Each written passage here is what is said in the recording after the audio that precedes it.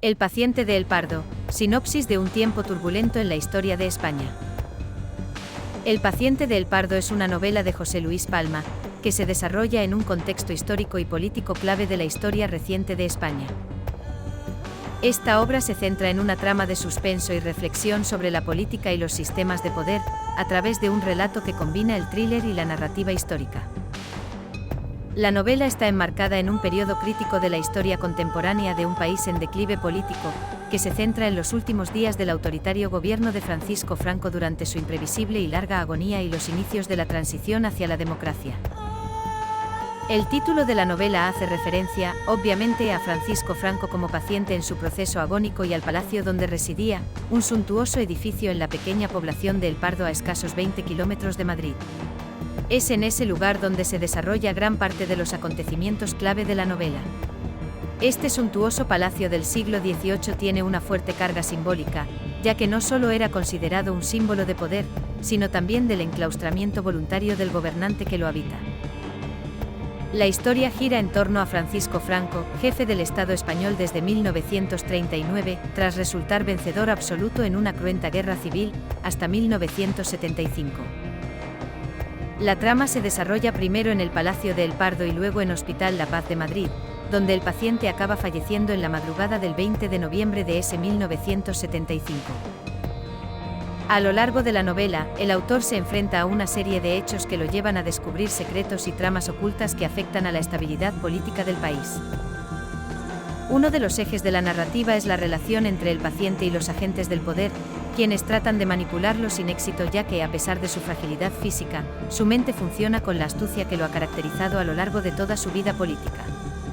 La figura del paciente en sus últimos días representa a un personaje víctima de un Parkinson de larga evolución, torpe y avejentado, que se ve arrastrado por los hilos invisibles del poder, incapaz de escapar del entramado de intereses políticos y sociales que lo rodean. Además, tiene que asistir, conmovido, a asesinatos de personajes tan cercanos a él como Carrero Blanco, jefe de su gobierno, asesinado por ETA en un terrible atentado. La tensión narrativa se mantiene a lo largo de toda la obra gracias a los giros inesperados, donde se revelan secretos y se desvelan motivaciones ocultas de los personajes, creando un clima de intriga y suspenso. La narración también trata sobre la moral y la ética que siempre aparecen en situaciones extremas. Al igual que muchas obras que exploran el abuso de poder, El paciente de El Pardo aborda las decisiones difíciles y las implicaciones morales de las acciones de los personajes involucrados en las conspiraciones. Los personajes están construidos para reflejar tanto la opresión política del régimen como las complejidades humanas que surgen dentro de un contexto de manipulación política. El paciente es una figura que, aunque inicialmente pudiera parecer ser una víctima, acaba jugando un papel crucial en la trama, lo que subraya la capacidad de los individuos para resistir y desafiar las fuerzas que los intentan controlar.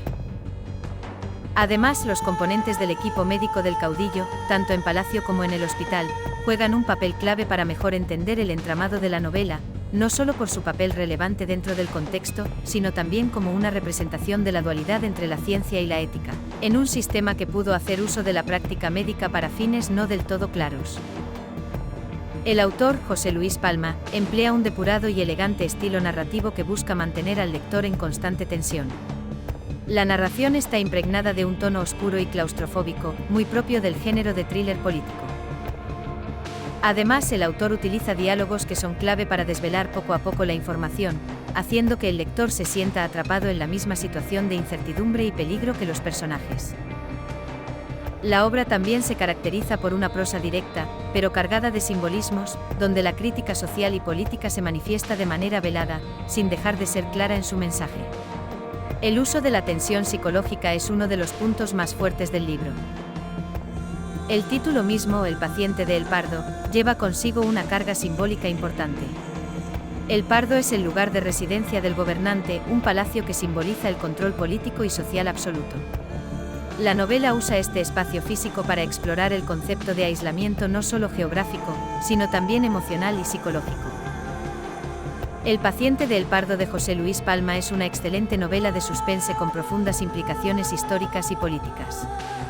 A través de su trama, el autor ofrece una reflexión sobre las manipulaciones políticas de los gobernantes, los intereses espurios de los actores de aquellos desquiciados escenarios, y las luchas internas que definieron la transición española, con una narrativa de ritmo acelerado, personajes complejos y un contexto de gran carga simbólica. La obra invita a la reflexión sobre el papel del individuo en un sistema autoritario.